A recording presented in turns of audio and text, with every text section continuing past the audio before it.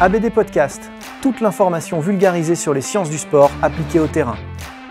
Préparation physique, réathlétisation, réhabilitation fonctionnelle, prévention, récupération, vous apprendrez tout des meilleurs experts de la planète prépa physique. Bonjour à tous, Aurélien Broussel-Derval pour un nouvel épisode ABD Podcast et je reçois Thibaut Soubeyrat. Thibaut, merci d'être là. Merci à toi de m'avoir invité aujourd'hui, c'est un véritable honneur après toutes les personnalités que tu as pu recevoir dans ton show. Je suis ravi d'être à tes côtés aujourd'hui en tout cas. Eh bien écoute, je suis bien content que tu viennes parce qu'on va parler d'un thème qui est particulièrement important dans notre profession, dans nos professions, et qui n'est pas forcément assez abordé, c'est la préparation physique des enfants. Alors pourquoi on va en parler avec Thibaut aujourd'hui? C'est parce que Thibaut il est entraîneur de gym et préparateur physique de gym. Et donc non seulement la gym ça nous intéresse et on l'utilise et elle influence la préparation physique depuis toujours. On parle beaucoup de l'athlétisme, énormément de l'haltérophilie et de la musculation. Et c'est vrai que la gym, on en parle un petit peu moins alors que ça influence énormément. Alors on le voit encore plus avec le CrossFit récemment. Et en l'occurrence, pour le thème qui nous intéresse, du coup, en termes de sport à maturité précoce et à explosion précoce, il n'y a pas mieux, quoi. Exactement. Donc c'est vrai que voilà, c'est un petit peu ma particularité du coup d'encadrer sur de jeunes, très jeunes athlètes même, puisque j'encadre des athlètes qui vont de 6 ans à 17, 18 ans. Donc c'est ce qui fait un petit peu la particularité de l'entraîneur de gym, c'est qu'on est en même temps entraîneur, mais préparateur physique. Il y a finalement peu de préparateurs physiques qui interviennent dans le milieu de la gym, voilà, des préparateurs physiques extérieurs qui interviennent dans le milieu de la gym. Alors après, à très haut niveau, on fait appel à des préparateurs physiques vraiment spécifiques lorsqu'on veut développer des qualités très pointues. Donc là, on va faire appel à des préparateurs physiques qui ont vraiment une spécificité, mais de manière globale, même jusqu'à haut niveau, hors pratique vraiment de force spécifique, l'entraîneur est préparateur physique, donc c'est un petit peu ce qui fait la spécificité de l'entraîneur en gymnastique. Bon, en réalité, on se rend compte que même si le métier s'est énormément développé, malgré tout, dans beaucoup de sports, c'est encore le cas par la force des choses. Hein. On le voit en athlé aussi, ça, on le voit en haltéro, on le voit en judo. L'entraîneur souvent est multicasquette, c'est un problème culturel autant qu'économique probablement. Aussi, oui. Mais effectivement, comme tu le dis, plus la discipline se suffit à elle-même en termes de contenu de préparation physique, et plus ça a de sens finalement, c'est peut-être pertinent quelque part. Exactement. Alors après, c'est ce qui est intéressant, moi là où je trouve un réel intérêt dans mon métier au quotidien, c'est que finalement on gère un petit peu toutes les facettes de l'entraînement. Donc ça simplifie les choses aussi d'un côté, et en même temps, sur une autre facette, ça les complexifie parce que ça demande finalement beaucoup plus de travail. Mais en même temps, on gère finalement toutes les étapes. Donc il n'y a pas finalement trop de complexité à gérer le préparateur physique d'un côté, l'entraîneur de l'autre, ou des fois les visions peuvent être un tout petit peu divergentes, même si la finalité est la même. Et il peut y avoir des divergences dans les pratiques. Donc là, c'est vrai que ça peut être intéressant, sachant que ça peut aussi être une contrainte parce que dans certains cas, on se retrouve avec une charge de travail qui est très importante.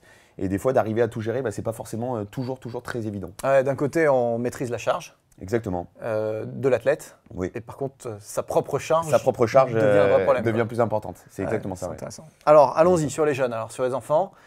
Du coup, une problématique très particulière qui touche beaucoup de gens qui nous regardent, puisque énormément sont coachs en club. Exactement. Sont préparateurs physiques, non pas de l'élite, mais de la future élite peut-être. Exactement.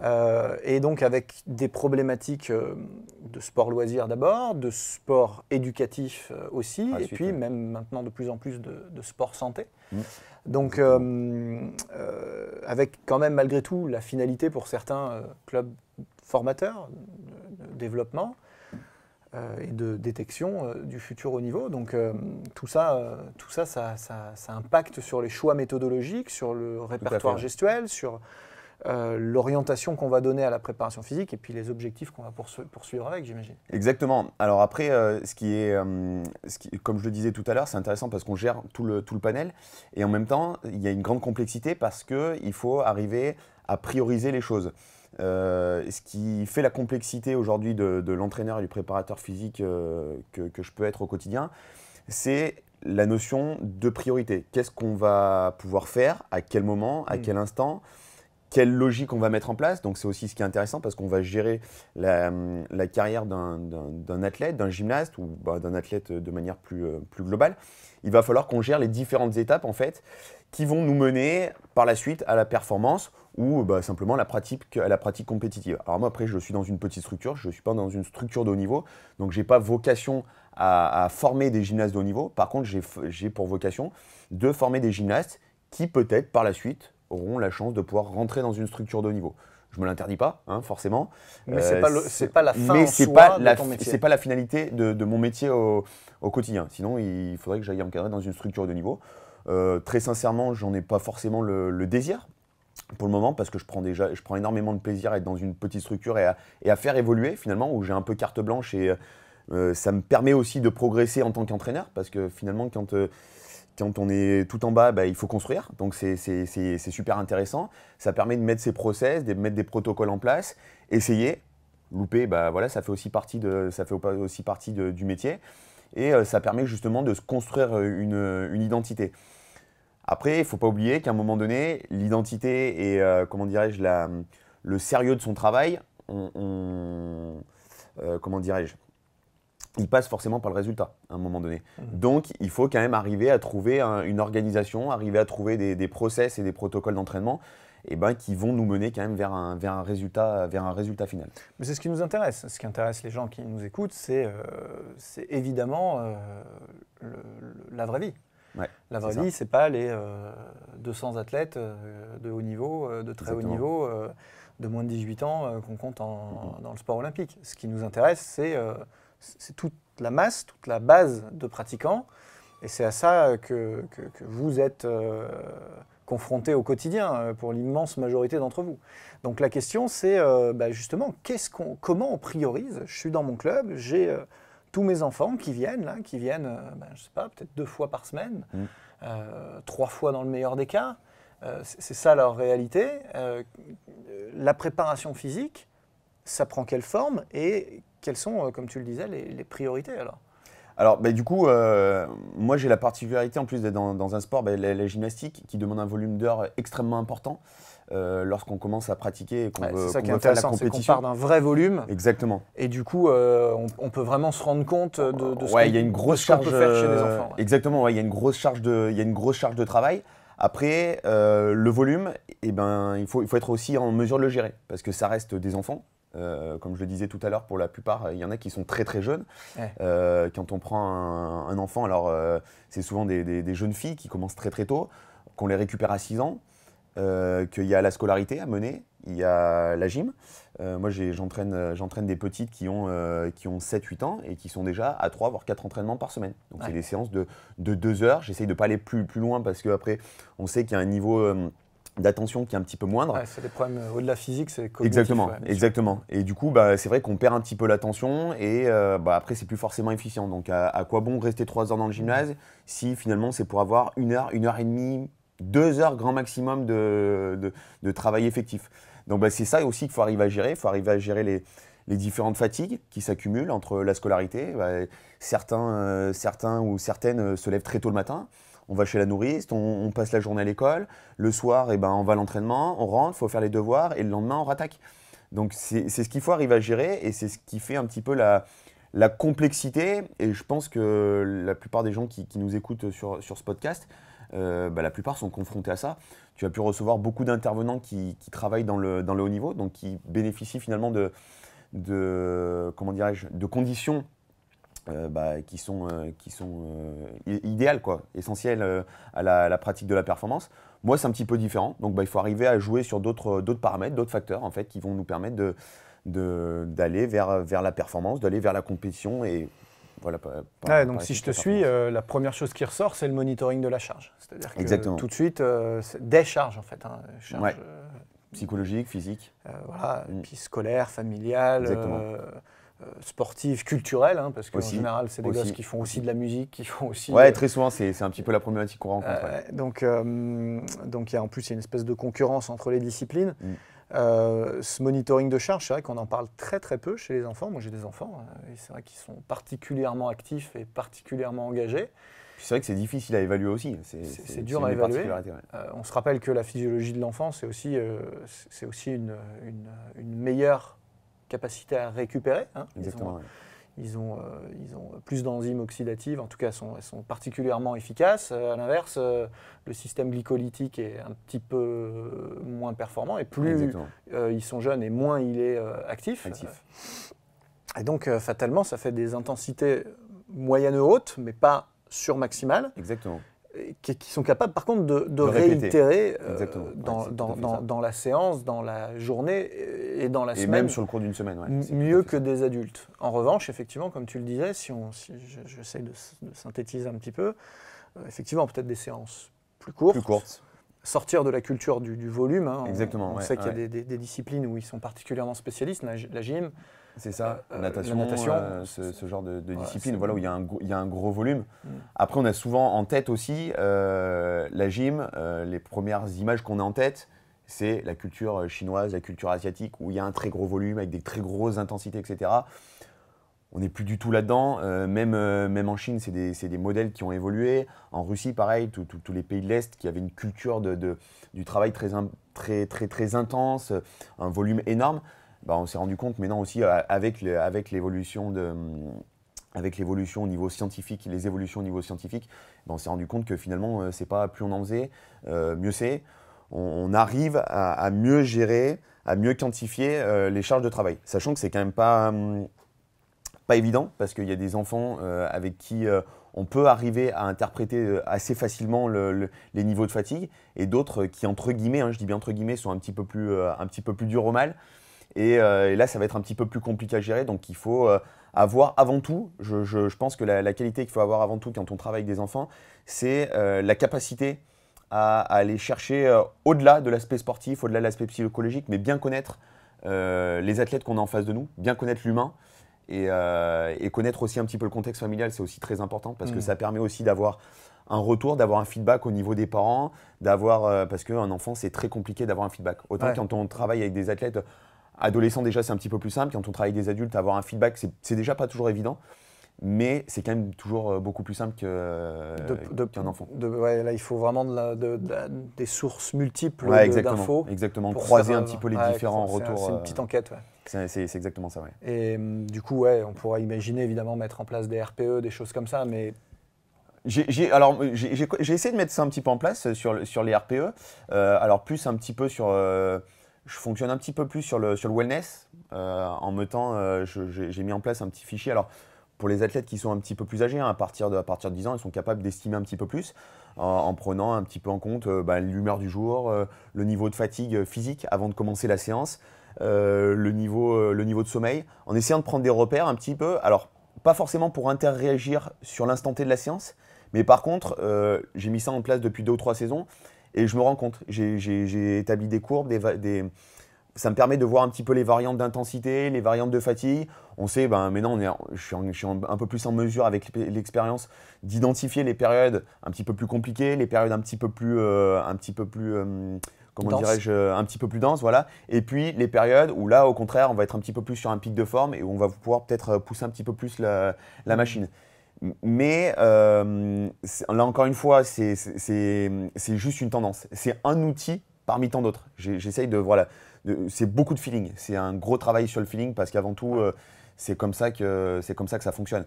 Après, j'avais pour habitude de faire une planification assez rigoureuse et je me rends compte avec l'avancement, avec le temps, que la planification, je me donne vraiment les grandes lignes directrices, voilà, des axes. Et après, je me rends compte que pendant la séance, je modifie. Avant, j'étais dans l'aspect vraiment, on a mis la séance en place. Aujourd'hui, c'est telle séance, on va faire telle séance. Et puis, je me suis rendu compte que on fonçait droit dans le mur, en fait. Parce qu'en effet, avec le niveau de fatigue, il y a peut-être un jour où l'humeur sera moins bonne, la séance sera moins bonne. Donc, pourquoi se focaliser? Pourquoi essayer de vouloir aller forcément forcer la direction dans laquelle on veut aller, alors qu'à la sortie, c'était peut-être pas forcément, c'était pas forcément la bonne direction, quoi. Après, j'imagine que, moi, j'ai pas travaillé avec des enfants depuis mes jeunes années de coach, où ça fait je sais pas, peut-être une quinzaine d'années que j'ai pas encadré des enfants professionnellement. Donc je ne suis probablement pas le plus pertinent pour cogiter là-dessus, mais j'ai quand même l'impression que ce que je faisais à l'époque et ce que je ferais maintenant, sur la planification de l'entraînement, puisqu'il en faut une, ce qui prendrait le dessus sont des contenus pédagogiques, sont des contenus de formation et de développement, Exactement, ouais. plutôt que des qualités physiques, qui de toute façon sont complètement limitées, on l'a dit, déjà on ne va pas travailler en lactique. Exactement, ouais. En aérobie, on va travailler par la force des choses, principalement dans des intensités plutôt hautes, fractionnées, c'est la nature même de l'enfance. Tenir, ça sera compliqué. La souplesse, on va en parler, mais c'est probablement un axe de développement majeur. Ouais. Et souplesse, coordination. Et constant, voilà. Souplesse, coordination ou habileté motrice au sens large. La force, c'est pas le moment. Non, on en parlera un petit peu plus tard, mais voilà, le développement de la force absolue. Donc fatalement, on va peut-être avoir deux lignes de qualité physique centrale dont ça va être vraiment le moment, la vitesse, la souplesse, ok. Et puis après, le reste sont plutôt des lignes pédagogiques, j'imagine. Oui, c'est exactement ça. Alors après, c'est vrai que la pédagogie, c'est assez vaste. C'est vrai qu'on entend souvent parler de la pédagogie. Finalement, qu'est-ce que vraiment la pédagogie? Moi, j'ai pour habitude de dire que la pédagogie, finalement, c'est un ensemble de méthodologies qui mènent à un apprentissage.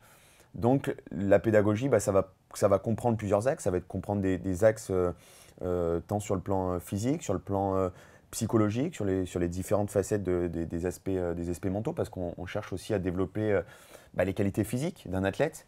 Mais surtout et avant tout, je pense que alors en tout cas dans le milieu qui est le mien, dans la gymnastique, la qualité principale, ça va être le mental. Parce qu'on est dans un sport qui est tellement difficile, non pas que les autres ne le sont pas, mais on est dans un sport qui est extrêmement fastidieux, qui demande énormément de volume horaire. On est tout seul face à soi-même. Sur les sports qu'on est déjà sur quelque chose de différent. Sur les sports d'opposition, là encore une fois, il y a pas cette dimension ludique instantanée qu'il y a dans certains sports. C'est exactement ça. Et puis, il y a cet aspect rigueur qu'impose la gymnastique, tant sur les qualités physiques, mais aussi sur les qualités artistiques, où il faut produire quelque chose d'artistique, quelque chose de joli, quelque chose d'efficace. Et c'est ce qui est un petit peu compliqué. Alors surtout, j'ai tendance à dire que dans le monde dans lequel on vit, ça a tendance à aller un petit peu où on laisse de plus en plus de liberté aux enfants, de plus en plus la place pour s'exprimer. Et finalement, on arrive dans la gym, on est dans un milieu qui est fermé, où la notion d'expression reste quand même, hormis l'aspect artistique, reste quand même assez fermée. Et c'est ce qui est un petit peu compliqué. Et c'est ce que j'essaye de faire justement avec les jeunes athlètes, de forger un petit peu un caractère un petit peu plus guerrier, un petit peu plus, comment dirais-je, combattant, parce que c'est ce que la gym demande. L'exigence de la gym passe aussi par là.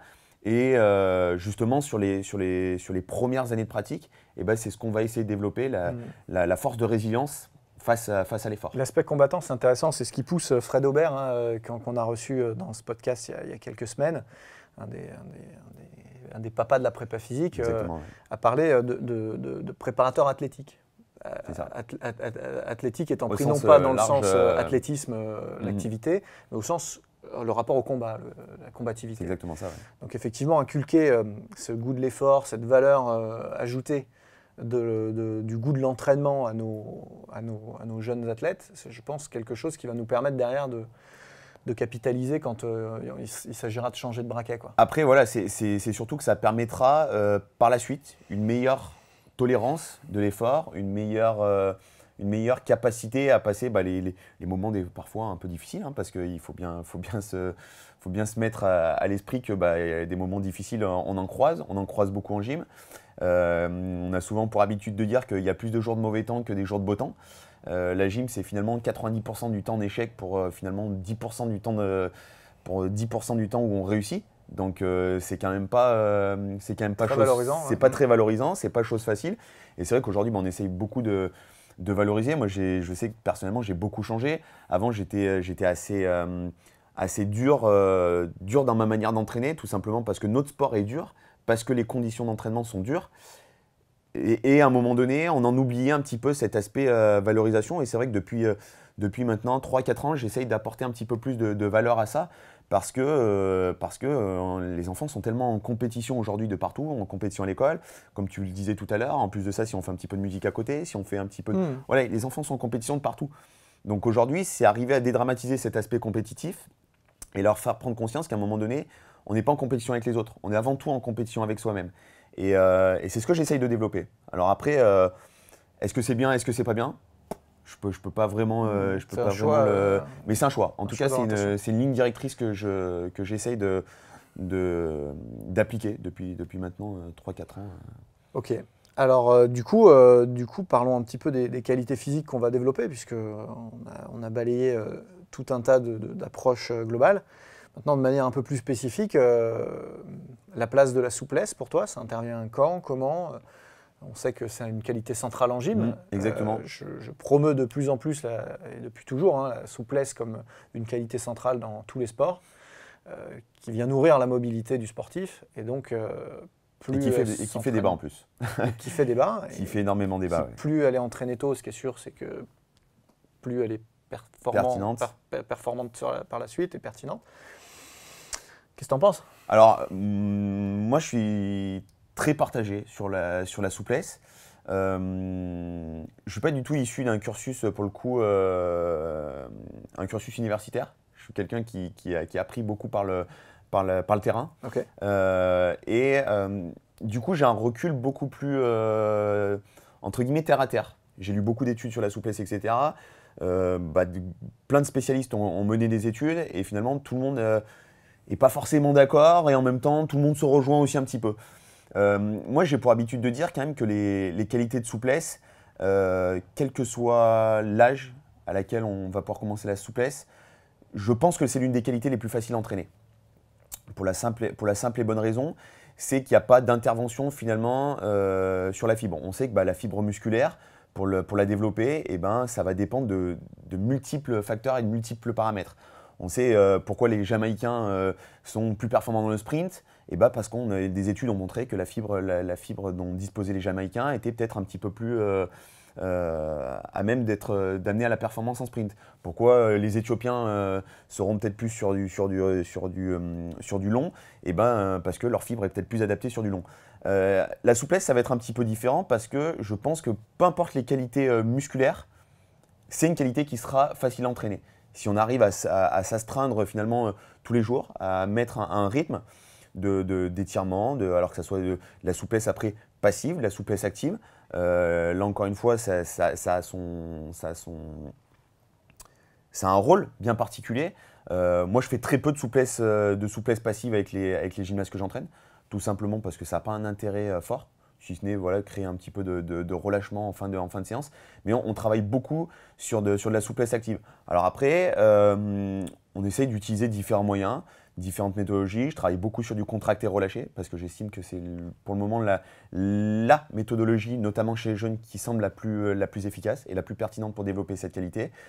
Après, beaucoup de travail balistique, parce qu'en gymnastique, on a beaucoup de travail en balistique, notamment chez les jeunes filles sur le travail de saut, sur les sauts artistiques, etc. Donc beaucoup de travail en balistique.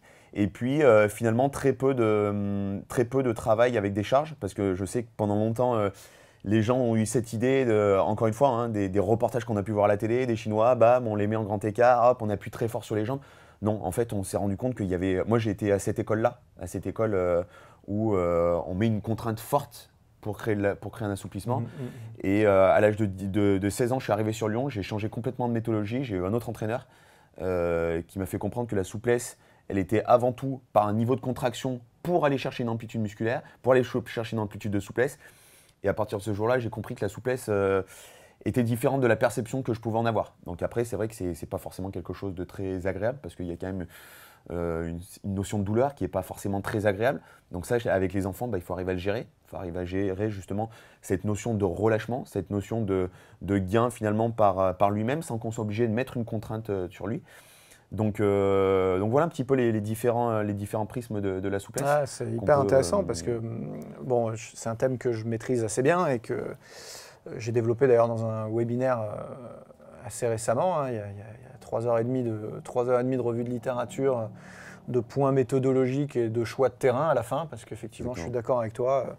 À un moment donné, il faut arrêter de se faire aussi dicter nos comportements par des études qui sont faites sur des populations discutables, culturellement ou au niveau d'entraînement ou au niveau des protocoles, etc.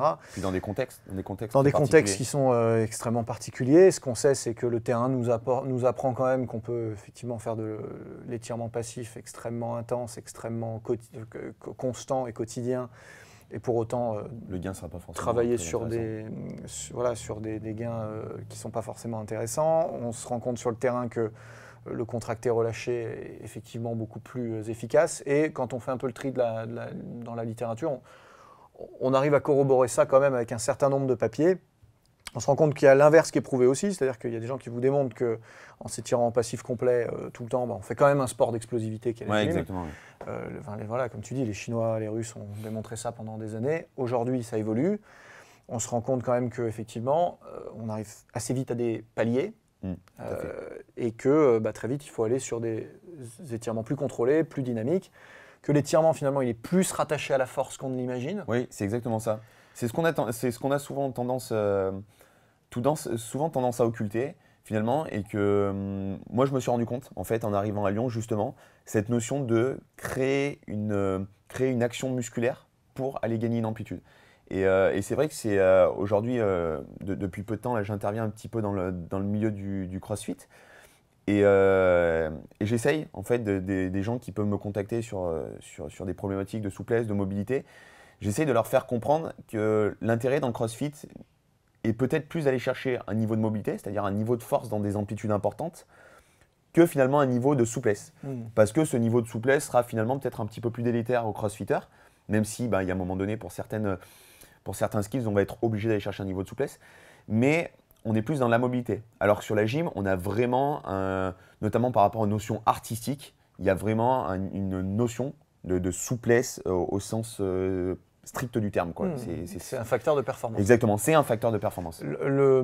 Pour résumer un petit peu ce qu'on se dit à ce stade de la discussion, si vous suivez Thibaut, la souplesse, elle intervient dès le départ. En fait, il n'y a pas de limite là-dessus. On peut travailler avec des enfants, évidemment, en souplesse. Il n'y a aucun débat à avoir là-dessus. Il ne faut pas perdre de vue que ça reste quelque chose d'abord de qualitatif et de sécuritaire. Exactement. Que ça rentre dans un protocole éducatif au long terme du jeune pratiquant. Que effectivement les techniques balistiques et dynamiques de contracté relâché vont être plus efficaces. Et in fine, la question qu'il faut vraiment se poser, c'est souple jusqu'à où ? C'est exactement ça. Voilà ce que tu disais sur le CrossFit, effectivement, si on prend, puisqu'ils ça y est, ils développent, ils font des CrossFit Kids, etc. Exactement. Bon, à quel point j'ai besoin d'être souple pour être suffisamment mobile pour pratiquer en toute sécurité ma discipline? À quel point j'ai besoin d'être souple pour être un sportif qui va évoluer d'une discipline à l'autre? Parce que, encore une fois, probablement que la spécialisation tardive est souhaitable, on s'en rend de plus en plus compte. Toutes les études de Feigenbaum, par exemple, vont dans ce sens-là, disent les gars, vous précipitez pas à hyper spécialiser les jeunes, laissez-leur le choix de se driver à un moment donné. Et donc la question, c'est jusqu'à quel point je vais devoir être souple et mobile pour être transféré d'un sport à l'autre et être un athlète finalement complet, polyvalent, avec une vraie culture physique, une vraie culture sportive. C'est ça. Il en est de même avec la force. Quelle est ton approche de la force chez les enfants? Alors la force, c'est quelque chose de beaucoup plus sensible. Beaucoup plus sensible, notamment par rapport aux différents pics hormonaux, pics staturaux aussi, sur du pré, sur du in et post-puberté. Là, ce qui va faire un petit peu la différence, alors la particularité aussi que j'ai, c'est d'entraîner et des filles et des garçons. Et là, on va avoir une véritable différence. Autant sur les qualités de souplesse, c'est des qualités qu'on va entraîner en même temps finalement. C'est aussi pour ça que tu disais que c'était assez facile à entraîner. Voilà, c'est-à-dire qu'effectivement, c'est facile à planifier. On met tout le monde dans le même panier. Il n'y a pas de grosse différence. Les qualités finalement sont les mêmes. On recherche les mêmes qualités globalement de souplesse. Même si chez les filles, on va avoir besoin de qualité au niveau de la souplesse, surtout sur les membres inférieurs, peut-être un petit peu plus important que les garçons. Une souplesse aussi sur toute la charnière vertébrale qui va être aussi un petit peu plus importante. Mais sur les qualités de force, là, on est sur un tout autre registre. sachant que chez les filles, on va être éminemment sur les membres inférieurs, alors que chez les garçons, on va être éminemment sur les membres supérieurs. La particularité qu'on va avoir notamment chez les garçons, c'est que finalement, l'épaule va jouer le rôle de la hanche, le coude va jouer le rôle du genou et la cheville, ça va être le rôle du poignet. Donc c'est cette notion de motricité inversée qui est un petit peu complexe à gérer. Finalement, il va falloir générer une adaptation, notamment de tout ce qui est tissu mou chez les garçons, alors que chez les filles, on reste sur les membres inférieurs. Donc on est plus dans une pratique courante, entre guillemets, si je peux. C'est lié, ce différentiel au bas, c'est lié à la pratique de la gym? Exactement, alors c'est lié à la pratique de la gym, tout simplement par rapport aux agrès qu'on va pouvoir rencontrer. Chez les jeunes filles, on va avoir 3 agrès éminemment postés sur les jambes, donc que ce soit le sol, le saut et la poutre. Et on aura les barres asymétriques qui seront sur les membres supérieurs. Alors que chez les masculins, on va avoir 75 voire 80% du temps où on va être sur les membres supérieurs avec des contraintes mécaniques, des congruences articulaires qui vont être assez importantes, avec des mises en tension dans des angles assez extrêmes, avec tout un travail de courbe, de mise en tension au niveau des hanches, au niveau des différentes ceintures, finalement au niveau de la ceinture autant scapulaire que sur la ceinture pelvienne. On va avoir des mises en tension qui vont être finalement assez extrêmes. Donc il va falloir préparer le corps à mettre finalement toutes les articulations dans des postures qui ne sont pas habituelles, finalement dans des situations qui sont antithériennes, si je puis dire, notamment chez les masculins. Donc c'est ce qui va faire un petit peu la particularité. Donc tu vas travailler la force dans des amplitudes variées. Importantes. Et importantes. Exactement. Et donc du coup, on va utiliser différentes méthodologies de travail. Alors moi, chez les plus jeunes, on va énormément jouer sur l'aspect quantitatif, donc mettre en place des situations qui vont être assez simples à réaliser, mais par contre où on va jouer plus sur des aspects quantitatifs. Donc si on veut faire une approche, un raccourci, alors prenez pas au mot à mot ce que je vais dire, mais l'idée c'est d'être un petit peu plus dans l'hypertrophie musculaire dans un premier temps chez les jeunes, donc c'est-à-dire partir sur des séries entre 10 15 répétitions, mais sur des situations qui sont de l'endurance de force, des situations qui sont assez faciles à mettre en place. Donc c'est-à-dire qu'on ne va pas avoir des contraintes extrêmement importantes, où l'enfant va pouvoir réaliser le nombre de répétitions voulues sans aller dans des niveaux d'intensité extrêmes, dans des mises en tension extrêmes. Et puis après, plus on va grandir, plus là, on va passer sur des séries qui vont être beaucoup plus courtes, mais par contre beaucoup plus intenses. Et puis après, on va jouer sur les différentes méthodologies, différents outils. J'essaye de plus en plus d'intégrer du matériel autre que le matériel gymnique, aussi pour briser un petit peu cette monotonie, parce que c'est aussi ce qui fait des Swiss balls, Swiss balls, énormément d'élastiques. J'utilise aussi beaucoup le TRX. Qui a fait l'objet d'ailleurs d'un de vos podcasts il y a peu de temps. Aussi un webinaire sur le sujet, exactement. Qui est intéressant. Oui, tout à fait. C'est un bel outil, c'est vrai, pour les enfants. Exactement. Après, j'essaye d'incorporer là depuis peu de temps le travail aussi avec les kettles, qui est aussi intéressant. C'est vrai que pour eux, ça les change. Ça change un petit peu, ça sort un petit peu du registre gymnique. Et pour moi, je trouve ça intéressant parce que j'estime que ça apporte aussi d'autres facultés motrices. On en parlait tout à l'heure, notamment par rapport au développement des facultés motrices. Ça développe leur culture physique. Exactement. La mission, c'est ça aussi. C'est aussi ça. Dire, peut-être que d'abord, quoi qu'il arrive, même s'ils restent en gym, ils auront besoin de cette culture motrice variée. Mais au-delà de ça, ils vont peut-être pas rester en gym. Peut-être qu'ils vont basculer sur complètement autre chose et que tout ce que son professeur lui aura appris à un moment donné, l'enfant, il va le garder avec lui. Et il pourra le transférer. C'est aussi le but, et tu en parlais tout à l'heure, et je trouvais ça super intéressant, et c'est ce que j'essaye de toujours regarder dans un coin de ma tête, c'est de dire, on va essayer de développer un grand nombre de qualités pour ensuite pouvoir les mettre au service de la discipline. C'était un propos que pouvait avoir Rodolphe Boucher, qui est entraîneur sur le pôle France d'Antibes.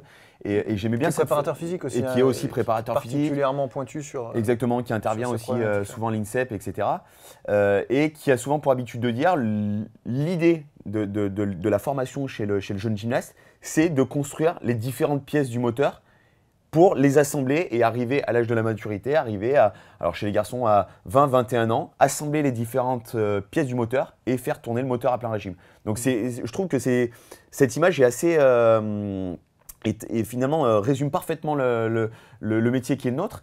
Et en même temps, il y a cette notion, je vais aussi reprendre un de ses propos, qui disait être en même temps entraîneur cigale et entraîneur fourmi, c'est-à-dire la notion d'impératif, de répondre à un contenu compétitif assez jeune, avec cette notion de sport à maturité précoce, et en même temps s'installer dans quelque chose de plus durable, s'installer dans la durée, et justement avoir cette vision du jour où le moteur tournera à plein régime. Donc c'est aussi ce qui fait la complexité de la force, c'est d'arriver à planifier finalement la progression dans le temps. Et ça, c'est extrêmement difficile parce que on se retrouve finalement avec des enfants qui n'ont pas du tout les mêmes qualités. On a des enfants qui ont des qualités explosives naturelles, d'autres qui vont avoir des qualités de force max qui vont être très importantes, par contre des qualités de vitesse qui vont être déplorables. Donc il va falloir arriver à jouer avec, avec ces différents paramètres. Et toi, donc, tu serais dans une approche de normalisation du truc, quoi, exactement. Essayer de les doter, de compenser un petit peu leurs points faibles en se disant que de toute façon leurs points forts vont se développer. Vont se développer par la suite. Alors après, je suis partagé entre cette notion-là et cette notion de dire en même temps, pourquoi on ne se baserait pas aussi finalement sur ces qualités qui sont fortes et finalement jouer peut-être et renforcer peut-être encore plus ces qualités naturelles finalement. Et puis adapter finalement par la suite le contenu technique en fonction des qualités qui vont être… Bon, c'est sans doute un choix à faire au cas par cas. Ouais, c'est vraiment du cas par cas. Ouais. En maîtrisant bien, encore une fois, en menant cette enquête auprès de l'enfant, auprès des parents, en essayant de bien comprendre quel est ce petit individu qu'on a dans les mains. C'est ça, et puis après, prendre en compte, et c'est aussi ce qui fait la particularité, je me suis rendu compte de ça, surtout en allant encadrer dans d'autres disciplines, alors un petit peu plus chez des adultes cette fois, c'est qu'on a un niveau d'analyse et d'exigence dans notre discipline qui est la gymnastique, qui est extrême. Donc c'est-à-dire quand on va aller dans d'autres disciplines, même des fois j'ai été assez étonné, assez choqué du faible niveau d'analyse, ou pourtant dans des sports dans lesquels je n'avais aucune connaissance, mais il y avait certaines choses qui me sautaient aux yeux parce qu'on a justement cette vision très globale de l'entraînement en étant préparateur physique, en même temps en étant entraîneur, et où finalement je trouve qu'il y a un manque d'analyse de la discipline. De réflexion sur ces manque de réflexion, exactement. Et en allant justement dans d'autres disciplines, on se force en fait finalement à aller chercher vraiment quelles sont les qualités nécessaires, quelles sont les ressources dont va avoir besoin l'athlète pour performer. C'est important de prenez le temps de réfléchir, de modéliser vos propres disciplines, et ce presque poste par poste quand on est en sport co, catégorie par catégorie quand on est en sport à catégorie de poids, agrès par agrès quand on est en gym.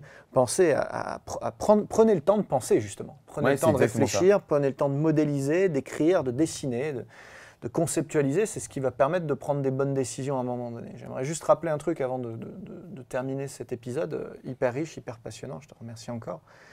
C'est que il n'y a pas de blocage de croissance quand on travaille la force. C'est important de le préciser. C'est une idée reçue, toutes les études, post-année 80, post-bloc de l'Est, post tout ce qui est contestable au niveau éthique, démontrent qu'il y a tout au plus des retards de croissance qui vont être rattrapés par la suite, mais qu'en règle générale, si on a des petits gyms, c'est parce que la discipline fait qu'on prend des gabarits. Après, moi, pour te rejoindre, je prends mon exemple, je fais 1m82, j'ai un gabarit qui est un petit peu atypique pour un gymnaste, parce que les gymnastes, c'est plutôt aux alentours des 1m65, 1m70, on prend les Asiatiques sont très petits, donc c'est vrai qu'on dit souvent, mais regarde tous ceux qui réussissent. Bah oui, mais parce que le gabarit est plus adapté, les basketteurs, ils sont grands, le basket ne fait pas grandir. Par contre, à un moment donné, les contraintes de l'activité font que quand on est grand, c'est quand même un petit peu plus facile d'être basketteur. Les contraintes, les choix d'orientation, de détection, c'est sûr que si on détecte que des petits, on n'a que des petits. Si on détecte que des grands, on n'a que des grands. Si on détecte que des noirs, on n'a que des noirs. Si on détecte que des filles, on n'a que des filles. C'est exactement ça. Donc c'est pas la discipline ne change pas le sexe des gens, ne change pas leur couleur, ne change pas leur taille. Mais c'est vrai que tu as raison de l'aborder, parce que moi je me bats le nombre de parents qui viennent me voir en me disant mais au niveau de la croissance de mon enfant, comment ça va se passer ? Et je leur explique ça. Et quand j'entends des fois des médecins, même des pédiatres, qui véhiculent encore qui véhiculent encore ces idées-là, je trouve ça grave, je trouve ça dramatique justement. Et en plus de ça, surtout les études ont prouvé que c'était au-delà d'un certain volume. Il faut dépasser les 20 heures d'entraînement pour qu'éventuellement il y ait un retard sur la croissance. Ce qu'il faut savoir, c'est que génétiquement, on est programmé pour faire une certaine taille, pour avoir une certaine morphologie. Je ne parle pas de gabarit, je parle vraiment de morphologie.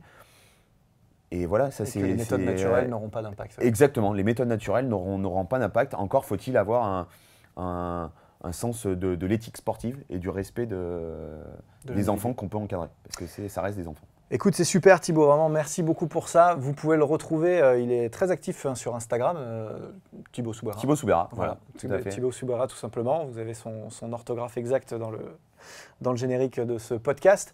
Je vous rappelle qu'il y a un webinaire complètement dédié aux jeunes, qui est sorti il y a quelques semaines, que vous pouvez retrouver sur mon site aussi, la préparation physique des jeunes. J'ai sorti un livre aussi qui s'appelle La préparation physique jeunes joueurs avec Laurent Delacour qui donne aussi un certain nombre de repères sur toutes les thématiques qu'on a abordées. Vraiment, merci beaucoup, c'était hyper dense, hyper riche, hyper intéressant. Et puis à très bientôt pour un nouvel épisode. Bah écoute, merci à toi en tout cas, c'était un véritable honneur de passer après tous les grands noms que tu as pu recevoir et petit entraîneur finalement que je suis. C'est un plaisir de t'avoir rencontré, d'avoir partagé ce podcast et puis j'espère qu'on pourra en partager d'autres par la suite. Un grand plaisir. Vous pouvez nous écouter sur toutes les plateformes podcast audio, nous retrouver en vidéo sur YouTube ou directement sur mon site internet. La plupart des épisodes sont enrichis sur mon site internet. Et si vous en voulez plus, le e-campus de transfert propose tout un tas d'épisodes inédits que vous allez retrouver avant tout le monde en vous abonnant sur le e-campus de transfert. À très bientôt. C'était ABD Podcast, votre émission 100% préparation physique et sciences du sport. Abonnez-vous, suivez-nous, partagez-nous. Écoutez-nous sur Google Podcast, iTunes, Deezer, Spotify. Regardez-nous sur YouTube ou directement sur www.broussal-derval.com.